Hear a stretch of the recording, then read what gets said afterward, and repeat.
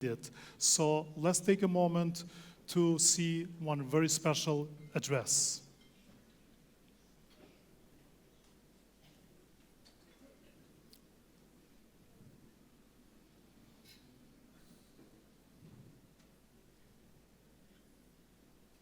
Hello to everyone in Pristina for the International Forum on Women, Peace, and Security, and congratulations to President Osmani for bringing this community together.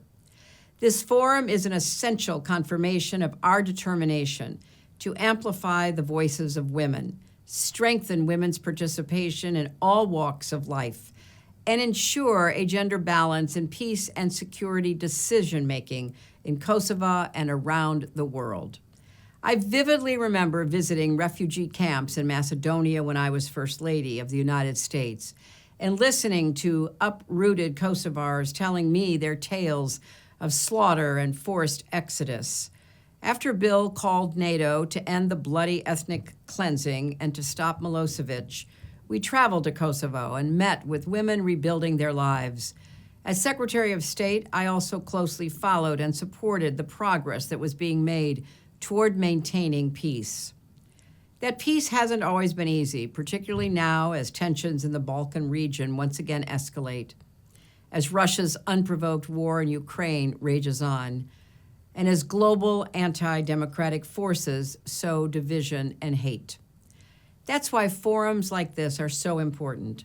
Women are not just victims of violence and inequality. Women are agents of peace and progress. In the decades since Kosovo has been an independent country, women's rights activists, many in this very room, secured meaningful progress toward achieving gender equality in the public sector and politics.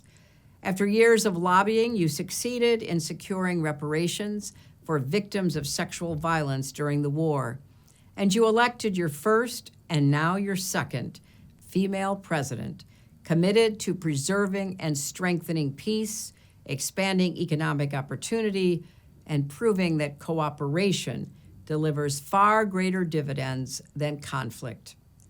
I'm pleased you will be working with the U.S. State Department and the Georgetown Institute for Women, Peace, and Security on the establishment of a regional center of excellence on women, peace, and security in Kosovo.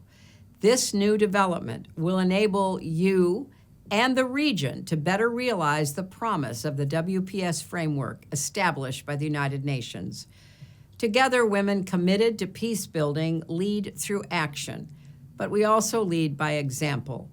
Our democracies are stronger and more sustainable when women are involved and treated as equals, and especially when women lead.